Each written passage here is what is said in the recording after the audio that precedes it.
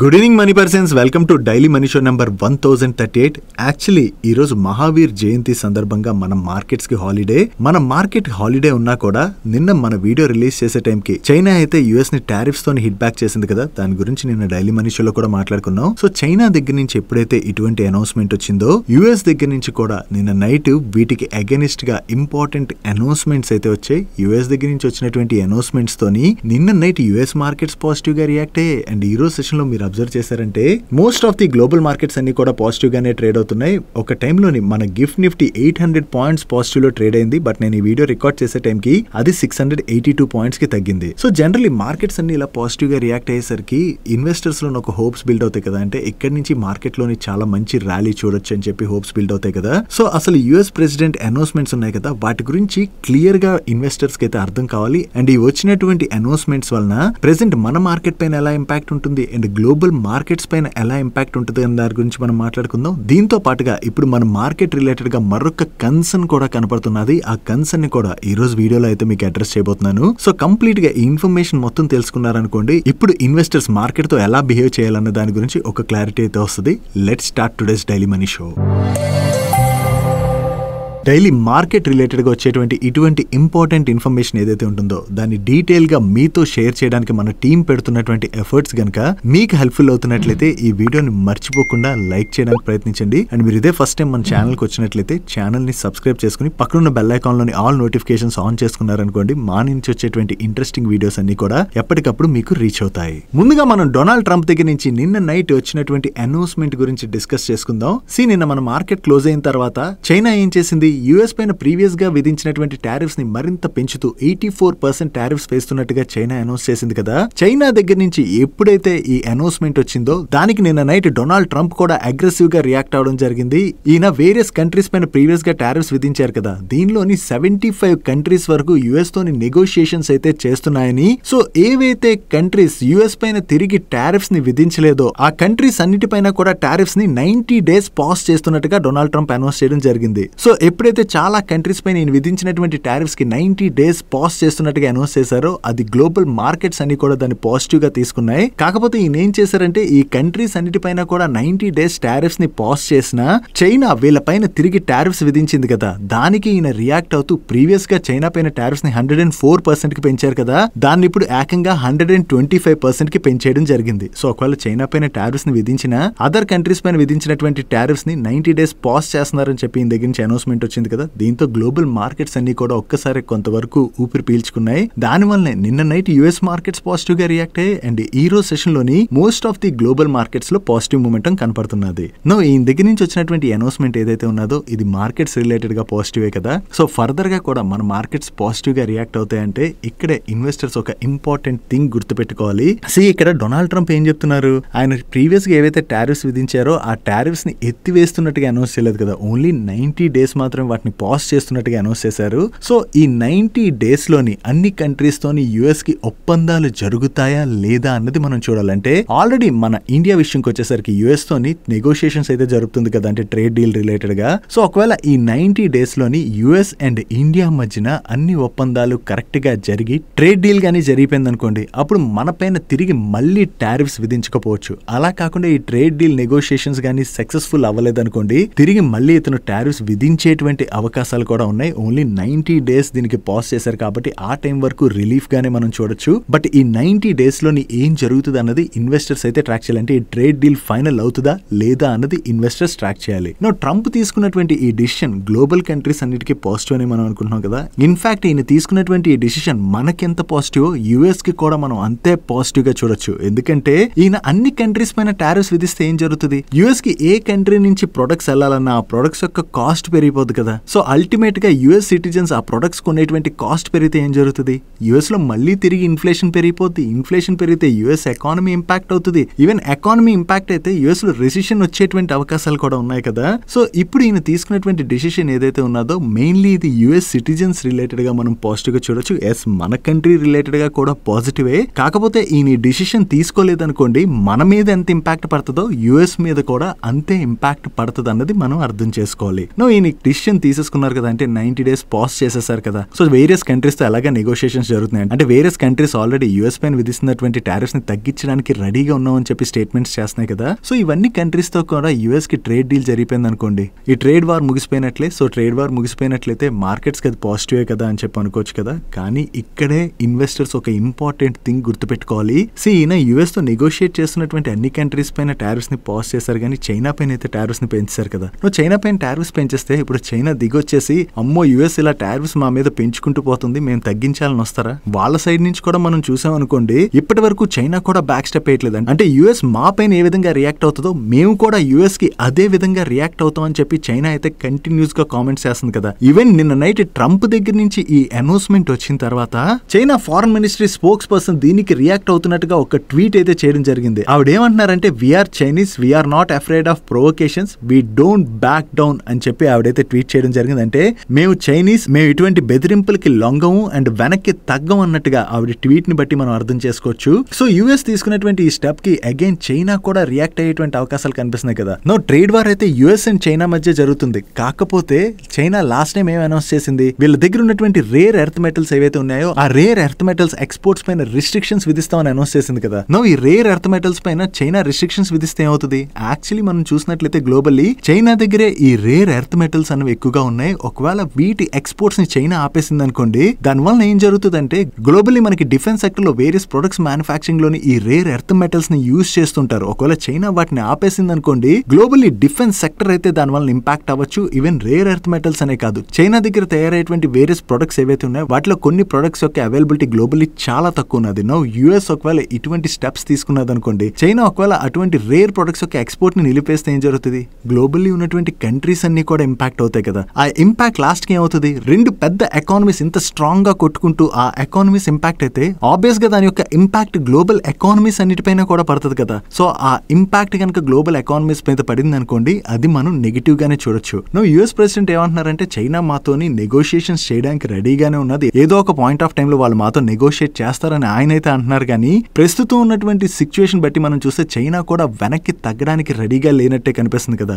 ఒకవేళ ఇదే గనక కంటిన్యూ అయిందనుకోండి, యాజ్ ఆఫ్ నో మన పైన విధించినటువంటి టారిఫ్స్ పైన పాజ్ బటన్ నొక్కినా కూడా ఓవరాల్ గా దాని వలన గ్లోబల్ ఎకానమీస్ పైన అయితే ఇంపాక్ట్ పడుతుంది. సో ఈ రెండు కంట్రీస్ ఈగోస్ ని పక్కన పెట్టి డిస్కషన్స్ చేసుకుంటేనే అది గ్లోబల్ ఎకానమీస్ కి పాజిటివ్ అవుతుంది. కానీ ఈ రెండు కంట్రీస్ ఇలాగే కొట్టుకున్నాయనుకోండి, అది ఏ ఎకానమీకి కూడా మంచిది కాదు. దీంతో పాటుగా చైనా పైన యుఎస్ ఇలా టారిఫ్స్ విధించడం వల్ల అందరికన్నా ఎక్కువగా ఎవరి మీద ఇంపాక్ట్ పడుతుందో తెలుసా? దాని యొక్క ఇంపాక్ట్ మన పైనే పడేటువంటి సూచనలు అయితే కనిపిస్తున్నాయి. దాని గురించి కూడా మీకు ఇప్పుడు ఎక్స్ప్లెయిన్ చేస్తాను. చైనా పైన యుఎస్ ఇలా టారిఫ్స్ పెంచడం వల్ల యుఎస్ కి చైనా ఎక్స్పోర్ట్ చేసేటువంటి వేరియస్ ప్రొడక్ట్స్ కాస్ట్లు పెరిగిపోతాయి కదా.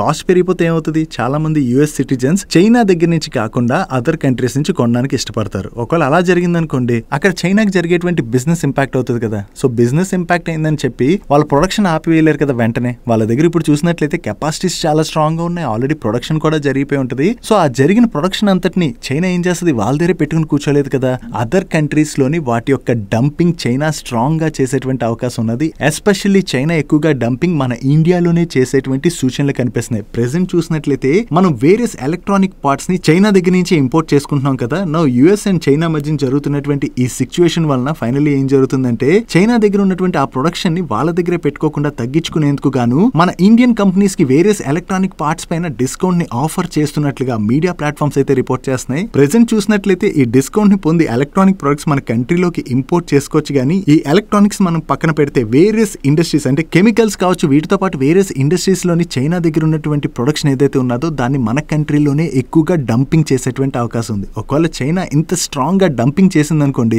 ఏమవుద్ది? మన కంట్రీలోని ఆ సెక్టర్స్ అన్ని కూడా ఇంపాక్ట్ అవ్వచ్చు కదా. ప్రీవియస్ గా మనం ఆల్రెడీ చూసాం కెమికల్ సెక్టర్ లో ఏం జరిగింది. చైనా స్ట్రాంగ్ గా మన కంట్రీలో డంపింగ్ చేయడం వలన ఒక టైంలోని కెమికల్ సెక్టర్ అయితే చాలా ఎక్కువగా ఇంపాక్ట్ అయింది. ఈవెన్ కెమికల్ సెక్టర్ అనే కాదు, వేరే సెక్టర్స్ లోని చైనీస్ డంపింగ్ అయితే మన కంట్రీలో బాగానే జరుగుతుంటది. దాన్ని కంట్రోల్ చేసేందుకు గాను గవర్నమెంట్ ఆఫ్ ఇండియా ఎప్పటికప్పుడు వేరే సెక్టర్స్ లోని యాంటీ డంపింగ్ డ్యూటీని కూడా విధిస్తూ వస్తుంది. ఇప్పుడు యుఎస్ తీసుకున్నటువంటి ఈ స్టెప్ వలన చైనా దగ్గర ఆ ప్రొడక్షన్ కెపాసిటీస్ ఉండి కంప్లీట్ గా ప్రొడ్యూస్ అయిపోయినటువంటి ఆ ప్రొడక్ట్ చైనా పెట్టుకోలేదు కాబట్టి మన దగ్గర వాటిని డంపింగ్ చేయొచ్చు అని చెప్పి భయాలు అయితే మార్కెట్ లో క్లియర్ గా కనపడుతున్నాయి. దీని రిలేటెడ్ గా మన ఇండియా కూడా వేరే చైనీస్ గూడ్స్ పైన యాంటీ డంపింగ్ డ్యూటీని విధించడానికి చూస్తున్నట్లుగా మీడియా ప్లాట్ఫామ్స్ రిపోర్ట్ చేస్తున్నాయి. ఒకవేళ ఇండియా యాంటీ డంపింగ్ డ్యూటీని విధించలేదు అనుకోండి, ఏం చేస్తుంది? చైనా స్ట్రాంగ్ గా మన కంట్రీలో డంపింగ్ చేసేస్తుంది కాబట్టి కాబట్టి ఆ డంపింగ్ ఏ సెక్టర్స్ లో జరుగుతుందో ఆ సెక్టర్స్ లో ఉండేటువంటి కంపెనీస్ అన్ని కూడా ఇంపాక్ట్ అయ్యేటువంటి ప్రమాదం ఉన్నది. ఒకవేళ మన పైన యుఎస్ టారిఫ్స్ తగ్గించినా ఈ చైనీస్ డంపింగ్ మన కంట్రీలో జరిగింది అనుకోండి, దానివల్ల ఆ సెక్టర్ లో ఉన్నటువంటి కంపెనీస్ ఇంపాక్ట్ అవుతాయి. దెన్ ఆ కంపెనీస్ ఒక నెంబర్స్ వీక్ గా వస్తాయి. అల్టిమేట్లీ దానివల్ల మన మార్కెట్ మళ్ళీ ఇంపాక్ట్ అయ్యేటువంటి అవకాశం ఉన్నది. సో దాంతోనే గవర్నమెంట్ ఇప్పుడు ముందుగానే జాగ్రత్తలు తీసుకోవడానికి ప్రయత్నిస్తున్నట్టుగా వీళ్ళైతే రిపోర్ట్ చేస్తున్నారు. యాక్చువల్లీ గవర్నమెంట్ అయితే ముందుగానే దీని రిలేటెడ్ గా ఆలోచించి జాగ్రత్తలు తీసుకోవాలి. ఒకవేళ గవర్నమెంట్ కనుక ఇటువంటి స్టెప్స్ తీసుకోలేదనుకోండి, చైనా మన కంట్రీలోని స్ట్రాంగ్ గా డంపింగ్ చేసేటువంటి ప్రమాదం అయితే ఉన్నది. సో ఈ 90 days పీరియడ్ ఏదైతే ఉన్నదో ఇది గ్లోబల్ మార్కెట్స్ అన్నిటి రిలేటెడ్ గా కూడా మనం చాలా ఇంపార్టెంట్ పీరియడ్ గానే చూడాలి. డొనాల్డ్ ట్రంప్ దగ్గర నుంచి టారిఫ్ పాజ్ రిలేటెడ్ గా అనౌన్స్మెంట్ వచ్చినా కూడా వెంటనే దీనివల్ల మార్కెట్స్ రియాక్ట్ అయిపోయి ఒక్కసారి మార్కెట్స్ పెరిగిపోతాయని మనం అనుకోలేం. ఎందుకంటే మనకి చైనా దగ్గర నుంచి కూడా థ్రెట్ ఉన్నది కదా. సో ఆ థ్రెట్ ని కూడా మనం కీన్ గా ట్రాక్ చేయాలి. దీంతో పాటు యుఎస్ తోని మన ట్రేడ్ డీల్ ఎంతవరకు ముందుకెళ్తుందని ట్రాక్ చేయాలి. అండ్ చైనీస్ డంపింగ్ ని గవర్నమెంట్ ఆపుతుందో లేదో వీటన్నిటిని కూడా ఈ పీరియడ్ లోని మనం ట్రాక్ చేయడం అనేది చాలా ఇంపార్టెంట్. సో ఎందుకంటే వీటిలో ఏదైనా సరే మన ఎకానమీని అండ్ మార్కెట్ ని ఇంపాక్ట్ చేయొచ్చు అన్నది ఇన్వెస్టర్స్ అయితే గుర్తుపెట్టుకోవాలి. రేపు మార్కెట్ పెరిగిపోతుంది కదా అని చెప్పేసి కంగారు పడిపోయి ఇన్వెస్ట్ చేసేయకుండా ఈ పీరియడ్ లోని కొంచెం జాగ్రత్తగా చూసుకుని ఇన్వెస్ట్ చేయడం బెటర్. అంటే లాంగ్ టర్మ్ ఇన్వెస్టర్స్ అనుకోండి, వాళ్ళ రిలేటెడ్ గా పెద్ద భయం లేదు. లాంగ్ టర్మ్ ఇన్వెస్టర్స్ ఒక 5 years 10 years ఇలా పీరియడ్స్ కి చూసుకుని ఇన్వెస్ట్ చేస్తారు కాబట్టి వాళ్ళు పెద్దగా భయపడ అవసరం లేదు. కానీ ఎవరైతే traders and short term investors ఉంటారో వాళ్ళపైన ఇలాంటి మార్కెట్ కండిషన్స్ అయితే కొంతవరకు ఇంపాక్ట్ చేస్తాయి. కాబట్టి ఈ టైంలో కొంచెం జాగ్రత్తగా వస్తున్నటువంటి డేటాని చూసుకుని మన ఇన్వెస్ట్మెంట్ రిలేటెడ్ గా డిసిషన్ తీసుకోవడం అన్నది చాలా ఇంపార్టెంట్. సో రోజు ఇటువంటి అప్డేట్స్ ఏవైతే జరుగుతుంటాయి మన డైలీ మనీషిలో షేర్ చేస్తాం అండి. ఎప్పటికప్పుడు మన టెలిగ్రామ్ ఛానల్లో కూడా షేర్ చేస్తుంటాం. వాటిని ఫాలో అవడానికి ప్రయత్నించండి. వీటిని ఫాలో అవుతూ సిచ్యువేషన్స్ కొంత కూల్ ఆఫ్ అయ్యాయి అనుకోండి, అప్పుడు ఓకే. అలా కాకుండా అగైన్ చైనా అండ్ యుఎస్ మధ్యన ఈ ట్రేడ్ వార్ మరిన్ని రోజులు కనుక కంటిన్యూ అయినట్లయితే దాని యొక్క ఇంపాక్ట్ అయితే గ్లోబల్ మార్కెట్స్ పైన ఉంటాయన్నది మనం అర్థం చేసుకోవాలి. నెక్స్ట్ నిన్న నైట్ డొనాల్డ్ ట్రంప్ దగ్గర నుంచి ఈ టారిఫ్స్ పాజ్ రిలేటెడ్ గా అనౌన్స్మెంట్ వచ్చింది కదా. ఈ అనౌన్స్మెంట్ రాకముందు యాక్చువల్లీ డొనాల్డ్ ట్రంప్ ఆయన సోషల్ మీడియా ప్లాట్ఫామ్లోని this is great time to buy అని చెప్పి ఒక ట్వీట్ చేయడం జరిగింది. అంటే ఏంటంటే స్టాక్ మార్కెట్లో ఇన్వెస్ట్ చేయడానికి అండ్ స్టాక్స్ కొనడానికి ఇది రైట్ టైం అన్నట్టుగా ఆయన ట్వీట్ని బట్టి మనం అర్థం చేసుకోవచ్చు. సో ఆయన ఈ ట్వీట్ చేసిన తర్వాతే ఆయన బయటకు వచ్చి ఈ 90 days పాజ్ రిలేటెడ్గా అయితే అనౌన్స్మెంట్ చేశారు. సో ఆ అనౌన్స్మెంట్ వచ్చిన తర్వాత మార్కెట్స్ ఎలా రియాక్ట్ అయ్యాయి అన్న దాని గురించి మనం మాట్లాడుకున్నాం కదా.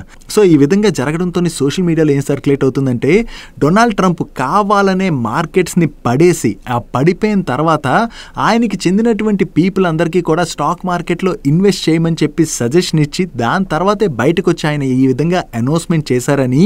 సో ఇతన్ని నమ్మి ఫాలో అయ్యే వాళ్ళందరూ కూడా ఆ టైంలో ఇన్వెస్ట్ చేసి ఉంటారు కదా. సో ఈ విధంగా చేయడం వల్ల ఎంత బెనిఫిట్ పొందుంటారు. సో డొనాల్డ్ ట్రంప్ అయితే ఇది కావాలనే చేశారు. అతనికి అండ్ అతనికి చెందినటువంటి పీపుల్స్కి లాభం వచ్చే విధంగా కావాలనే చేశారని చెప్పి సోషల్ మీడియాలో ఈ న్యూస్ అయితే సర్క్యులేట్ అవుతుంది. కావాలని చేశారా లేదా అన్నది మనం చెప్పలేం, కానీ కొంతమంది కావాలని చేసినా చేస్తారు, అటువంటి వ్యక్తులు కూడా ఉంటారు. సో యాక్చువల్లీ డొనాల్డ్ ట్రంప్ చేసినటువంటి ఇది ఏదైతే ఉందో అంటే ఇది కావాలని స్టాక్ మార్కెట్ ని మ్యానిపులేట్ చేసి ఈ విధంగా లాభాలు పొందాలని చెప్పి చేశారని మీరు అనుకుంటున్నారేమో. అంటే మీరు ఏమనుకుంటున్నారని ఒపీనియన్ ని కింద కామెంట్ సెక్షన్ లో షేర్ చేయడానికి ప్రయత్నించండి. నెక్స్ట్ ఇండియా అండ్ యుఎస్ మధ్యన ట్రేడ్ డీల్ రిలేటెడ్ గా నెగోషియేషన్స్ చాలా రోజుల క్రితమే స్టార్ట్ అయ్యాయి కదా. దీనిలో భాగంగా యుఎస్ చాలా ప్రొడక్ట్స్ పైన టారిఫ్స్ తగ్గించాలని మన కంట్రీని అడుగుతున్నది కదా. సో అన్నిటిపైన టారిఫ్స్ ని మనమే తగ్గిస్తే మనకుండేటువంటి అడ్వాంటేజ్ ఏముంటుంది? మనకేం అడ్వాంటేజ్ ఉండదు కదా. సో అందుకనే ఇండియా కూడా మనకి చెందినటువంటి కొన్ని ప్రొడక్ట్స్ పైన టారిఫ్స్ తగ్గించాలని చెప్పి యుఎస్ ని అడుగుతున్నట్లుగా దీనిలో భాగంగా యుఎస్ కి చెందినటువంటి ఆటో సెక్టర్స్ పైన మనం టారిఫ్స్ కట్ చేస్తున్నాం కదా. దానికి గాను మన అగ్రి ప్రొడక్ట్స్ కి కన్సెషన్ ఇవ్వాలని చెప్పి ఇండియా యుఎస్ ని అడుగుతున్నదని. అండ్ అంతేకాకుండా యుఎస్ ఒకవేళ అగ్రి ప్రొడక్ట్స్ రిలేటెడ్ గా అడిగింది అనుకోండి టారిఫ్స్ తగ్గించాలని, మనం పీనట్ బటర్ పైన టారిఫ్స్ తగ్గించాలని అడుగుతామని. ఒకవేళ విన్ విన్ సిచ్యువేషనే లేకపోతే అంటే రెండు కంట్రీస్ కూడా బెనిఫిట్ పొందేలాగా ఈ ట్రేడ్ డీల్ లేకపోతే ఇండియా కూడా ట్రేడ్ డీల్ చేసుకోవడానికి రెడీగా లేనట్లుగా మనీ కంట్రోల్ వాళ్ళు వాళ్ళ గవర్నమెంట్ అఫీషియల్ సోర్సెస్ ద్వారా తెలిసిన ఇన్ఫర్మేషన్ ని షేర్ చేస్తున్నారు. యాక్చువల్లీ ఒక ట్రేడ్ డీల్ జరిగింది అనుకోండి, అది ఒక కంట్రీకే బెనిఫిట్ అయ్యేలాగా ఎప్పుడు కూడా ట్రేడ్ డీల్ జరగదు. రెండు కంట్రీలకి కూడా అడ్వాంటేజ్ అయ్యేలాగే ట్రేడ్ డీల్ జరుగుతుంది. ఇండియా అండ్ యుఎస్ మధ్య నెగోషియేషన్స్ నడుస్తున్నాయి కదా. వన్స్ ఈ నెగోషియేషన్స్ ఫైనలైజ్ అయ్యి ట్రేడ్ డీల్ జరిగినట్లయితే అసలు ఏ ప్రొడక్ట్స్ రిలేటెడ్ గా ఎవరికి అడ్వాంటేజ్ దొరుకుతుంది అన్నది మనకి మరికొంత క్లారిటీ వచ్చే అవకాశం ఉన్నది. నెక్స్ట్ ఈ రోజు నుంచి Q4 రిజల్ట్ సీజన్ అయితే స్టార్ట్ అయింది. ఈ రోజు ఈవినింగ్ TCS రిజల్ట్స్ అయితే వచ్చాయి. ఆన్ ఫేస్ ఆఫ్ ఇట్ వీళ్ళ నెంబర్స్ చూసినట్లయితే ఇయర్ ఆన్ ఇయర్ లో చూస్తే వీళ్ళ రెవెన్యూస్ లోని డీసెంట్ గ్రోత్ డెలివర్ చేశారు, కానీ సీక్వెన్షియల్ బేసిస్ లో మాత్రం వీళ్ళ రెవెన్యూస్ లోని స్లైట్ గ్రోత్ డెలివర్ చేయడం జరిగింది. బట్ ఈ క్వార్టర్ లోని వీళ్ళ ఎంప్లాయ్ బెనిఫిట్ ఎక్స్పెన్సెస్ పెరగడంతో వీళ్ళ ఓవరాల్ ఎక్స్పెన్సెస్ పెరిగిపోయాయి. దీంతోనే మనకి లాస్ట్ ఇయర్ సేమ్ క్వార్టర్ తో కంపేర్ చేసిన, ప్రీవియస్ క్వార్టర్ తో కంపేర్ చేసిన ఈ క్వార్టర్ బాటమ్ లైన్ లో అయితే క్లియర్ గా డ్రాప్ కనిపిస్తుంది. యాక్చువల్లీ మార్కెట్ ఇంకా వీళ్ళు బెటర్ నెంబర్స్ డెలివర్ చేయొచ్చు అని చెప్పి ఎక్స్పెక్ట్ చేసింది, బట్ మార్కెట్ ఎక్స్పెక్ట్ చేసిన దానికన్నా కూడా కొంత వీళ్ళ నెంబర్స్ అయితే వీక్ గానే ఉన్నట్టుగా మనం అర్థం చేసుకోవచ్చు. అండ్ ఈ క్వార్టర్ లోని వీళ్ళు ఓవరాల్ గా $12.2 బిలియన్ వర్త్ కాంట్రాక్ట్స్ అయితే విన్ అయ్యారు. అండ్ ఈ రిజల్ట్స్ తో పాటు TCS వాళ్ళు అబౌట్ ₹30 పర్ షేర్ డివిడెండ్ ని రికమెండ్ చేసింది. యాక్చువల్లీ రిజల్ట్స్ అయితే స్లైట్ గానే వీక్ గా ఉన్నాయి, కానీ రిజల్ట్స్ కన్నా కూడా వీళ్ళ మేనేజ్మెంట్ ఈ ఫైనాన్షియల్ ఇయర్ రిలేటెడ్ గా ఎటువంటి గైడెన్స్ ఇస్తుంది అన్నది మనం ట్రాక్ చేయవలసి ఉన్నది. ఎందుకంటే ప్రెసెంట్ సిచ్యువేషన్ చూసినట్లయితే యుఎస్ ఎకానమీలోని కొంత వీక్నెస్ కనపడుతున్నది కదా. సో యుఎస్ ఎకానమీలో కనపడుతున్నటువంటి వీక్నెస్ తోని ఐటీ కంపెనీస్ పైన అయితే క్లియర్ గా ఇంపాక్ట్ కనబడుతున్నది. సో దీని రిలేటెడ్ గా వీళ్ళ మేనేజ్మెంట్ ఏం చెప్తుంది అన్నది మనం ట్రాక్ చేయవలసి ఉన్నది. సో TCS వాళ్ళ మేనేజ్మెంట్ దగ్గర నుంచి వచ్చేటువంటి కామెంటరీ ఆధారంగా ఈ ఫైనాన్షియల్ ఇయర్ లోని రిమైనింగ్ ఐటీ కంపెనీస్ యొక్క నెంబర్స్ కూడా ఎలా ఉంటాయి అన్నది మనకు ఒక అవగాహన వస్తుంది. చూడాలి వీళ్ళ మేనేజ్మెంట్ దగ్గర నుంచి ఎటువంటి కామెంటరీ వస్తుంది అన్నది. వీళ్ళ మేనేజ్మెంట్ దగ్గర నుంచి వచ్చేటువంటి కామెంట్స్ ఆధారంగా రేపు ఐటీ కంపెనీస్ అయితే రియాక్ట్ అవ్వనున్నాయి. That's it for today's daily money show guys. ఈ రోజు డైలీ మనీ షోలో మేము షేర్ చేసిన ఇన్ఫర్మేషన్ మీకు హెల్ప్ఫుల్ అయినట్లయితే ఈ వీడియోని లైక్ చేయడానికి ప్రయత్నించండి. అండ్ ఈ video me friends and family members helpful అవుతుంటే ఈ వీడియోని వాళ్ళకి షేర్ చేయండి. అండ్ మీరు ఇదే ఫస్ట్ టైం మన మనీ పర్స్ ఛానల్కి వచ్చి ఛానల్ ఇంకా సబ్స్క్రైబ్ చేసుకోలేనట్లయితే ఇక్కడున్న ఛానల్ లోగో మీద క్లిక్ చేసి ఛానల్ సబ్స్క్రైబ్ చేసుకుంటూ పక్కనున్న బెల్ ఐకాన్లోని ఆల్ నోటిఫికేషన్స్ యాక్టివేట్ చేసుకోండి. నేను చంద్రశేఖర్ పత్రి మరొక ఇంట్రెస్టింగ్ వీడియోతో కలుద్దాం. Good night.